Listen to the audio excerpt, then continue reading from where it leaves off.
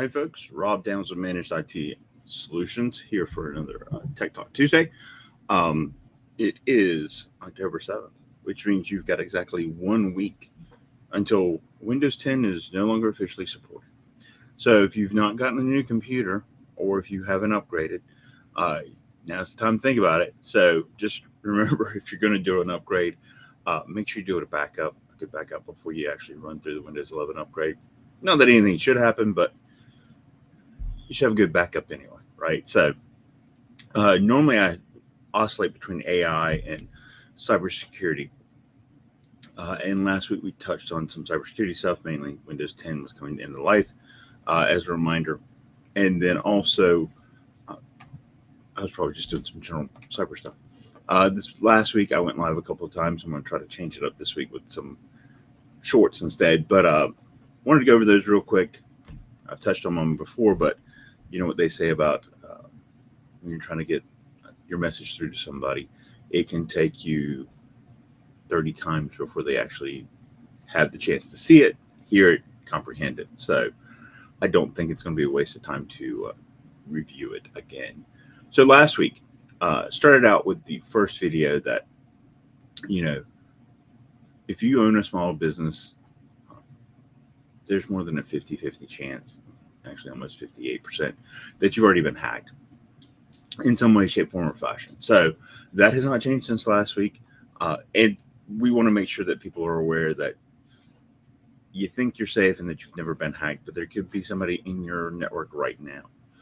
It can take 150 to 200 days before a hacker makes their appearance or lets you know that they are there, or that you get lucky and somebody notices, or you get a piece of software that might finally trigger and see that there's some malicious activity going on inside of your networking, your computers. So please be aware of that. The other thing to keep in mind is that like 48% of the attacks that cyber criminals do now are against small and medium-sized businesses. Why do they go after the small guys? Well, because you're easier to hit, even though there's more of you.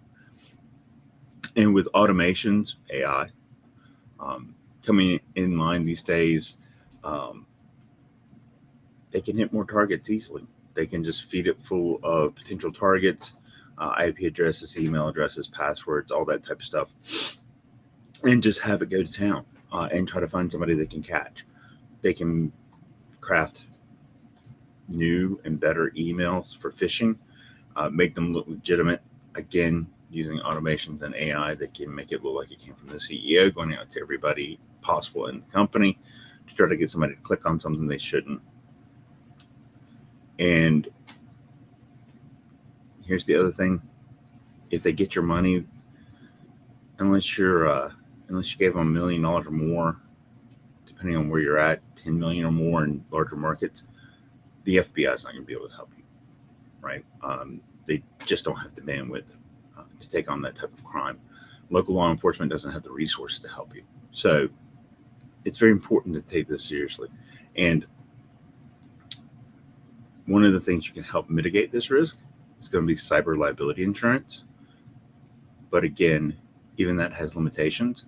So if you don't have cyber liability insurance, hit me up on the channels. I can get you somebody or two somebodies to give you 2 quotes to compare, and or talk to your local insurance broker and then hit me up, because your local guy probably doesn't do cyber liability insurance on a regular basis. You'll want to make sure that you're getting covered properly, and perhaps with the quote that my contacts can provide, they can get back, or you can go back and talk to your local insurance broker and see if they can get something more in line with that. So again, I don't make money from insurance connections. It's actually against the law. So you got nothing to lose to ask, right? With cyber liability insurance, I do want to make sure that everyone understands you do have a checklist of things that you agree that you will do to maintain compliance and keep their insurance policy from having to trigger, hopefully. So you typically these days you do have to have somebody who does managed services. They prefer that, or you have to have a dedicated internal resources only doing IT types of work to help with this. Now, back to the other items that I hit on. Passwords. Yeah. I think in the video it says cat123. It's not a password. It's an open door. I think I got cut off. It's supposed to be kitty cat, but whatever. The point being that a short, simple password is not a password. It's just an open invitation. I don't know if you've seen the graphics. I have looked for it. I did not find it real quick this time. For the amount of time it takes a hacker to hack into a given length password with a given amount of complexity. So, all lowercase and uppercase, numbers, special characters, etc. Even if you have an 8-character password that's complicated, it's still seconds for a hacker to get into it. It might top a minute, but not by much. So when it comes to passwords, while complexity is important, length is actually more important. So complexity, for your math nerds, is a multiplier. Length is an exponential. So it's the difference between having a curve that isn't, something like this versus something that is the whole hockey stick thing. So you want to make sure that you have a longer password. The longer, the better. I usually recommend maxing out whatever the system will let you do. I have run into systems that 10 is the maximum number of characters. They should be ashamed of themselves.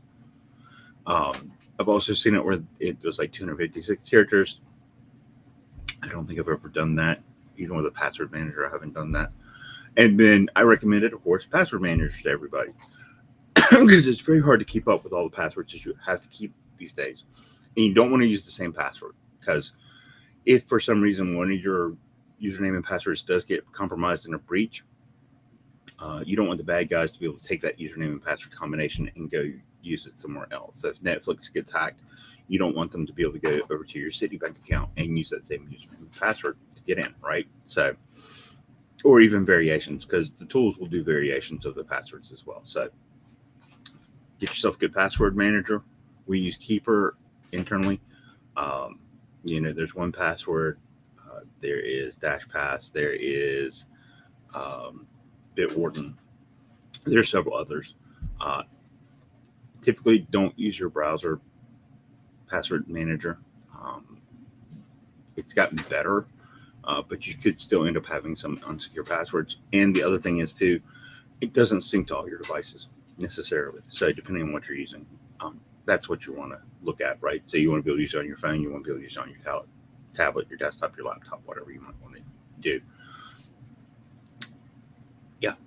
And use the password manager to make the passwords. That's another important thing. So start with your financials and go on from there. And I'm about to have someone intrude. Yep, there we go. Gotta love pets. Anyhow, use the password manager to generate your passwords. Go find your financial accounts. Start with them first. And while you're in there doing your financials and changing your passwords, comes to my second point, right? If somebody does get your password and you use it in multiple places, if you have MFA enabled, multi-factor authentication, or 2FA, two-factor authentication, then even if they have your username and password, without the MFA token, they can't get in, right? So it's just another layer to help you secure things. While most password managers will store your MFA token, it is not best practices. I will tell you that having it, even in your password manager, is better than not having it. Next level security is to use a dedicated authenticator. You can get a free one from Microsoft. You can get a free one from Google. Most of those will sync across devices as long as you're using the same Microsoft account or Google account when you set it up. So that's useful. The downside is, of course, if they decide to discontinue or if they make some changes, you could have some issues in the future. For important accounts, I use Duo. It's a paid service. They do actually have a free one for small businesses, less than 10 users, that you can get. But it can also do push notifications, which means I don't have to look at the code, the 6-digit code or the 8-digit code, and then type it into my computer. It'll send a quote-unquote push. I'll get a little notification on my phone. I click OK, and it will then accept it as a multi-factor authentication, right? So that is a good tool to have as well. And then finally, The last thing I was supposed to cover was phishing. I did not get to that yesterday. I apologize. I will get to it today in a more in-depth, or in a short, but it's not in-depth. It'll be shorter. Hence the name Shorts. Phishing, of course, is going to be an email that is suspicious. It comes in and it's trying to get you to do something you shouldn't do. Typically, to get you to click on something, it'll be from somebody you trust, or at least their name. It won't be their email address, but their name. And then there'll be some sense of urgency because they want you to not think about it, right? So, big thing about phishing or any email, when you get it in there, take a look at it for a second. Hover over the name and see if it has a real email address that makes sense and it's not, at gmail.com, something at gmail.com or at BR or at some other weird country code .br, .vr.ru, Russia, etc. And then again, hover over the links, see if they make some sense too, right? If they're going to some foreign country or it's not a .com of some sort, be wary. And if you're wondering if the person sent it to you, don't reply back to the email. Make a new email to that person and ask them to confirm that they sent this to you. Just because if you do reply to it and it's a bogus email address, of course, the crook's going to say, of course, this is legitimate, right? They want you to click on it still. So be very aware of what you click on, what you view, which brings up my final point for today. And it's going to be a combination of both AI and cybersecurity. Yet again, they're kind of walking hand in hand these days. Last year or earlier this year, a financier with a company based out of Hong Kong, I believe, got on a Zoom meeting with the CFO and several other people he recognized. The CFO had him transfer $25 million. It was not in US dollars originally, but it came out to be $25 million from various accounts to various other accounts.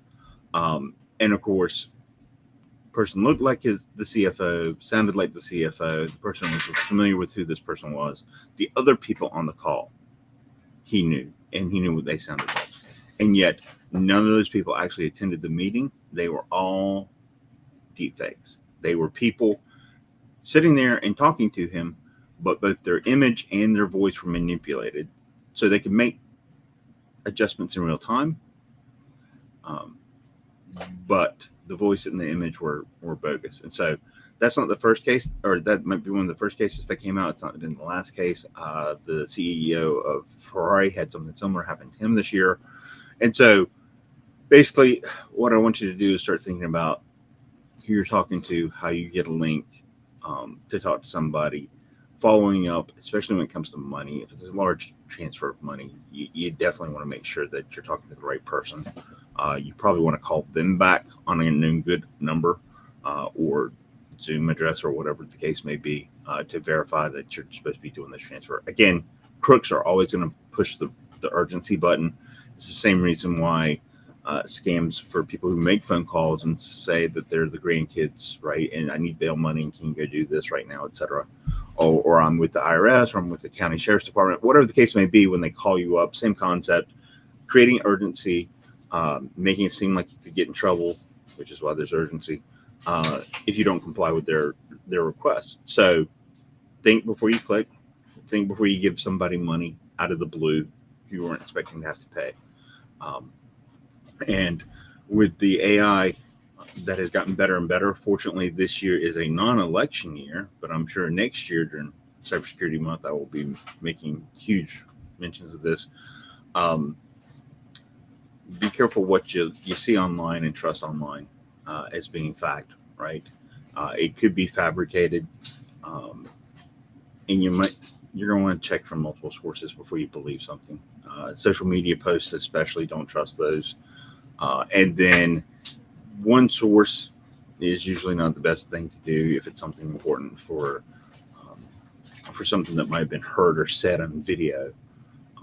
You'll want to check multiple sources. And I know this is not a popular opinion. However, you're going to want to check both sides of the political spectrum for your news source, right? So if you're a Democrat, go check Fox News. If you're a Republican, go check CNN, whatever the case may be. But honestly, check more than more than one. Don't believe what you read. Don't believe what you hear.